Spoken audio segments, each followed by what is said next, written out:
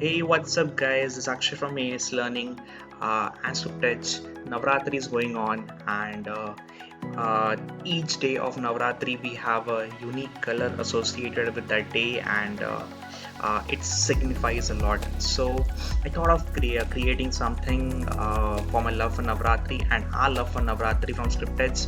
So we have created a simple color detection script, a small script which does a color identification. So it identifies the unique colors of Navratri.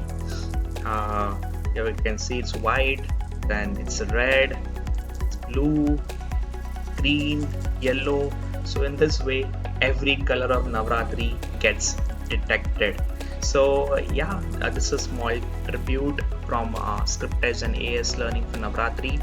If you want to see the source code, you can check the link, and stay tuned to AS Learning and Scriptage for more such amazing tech stuff. Take care. Peace out.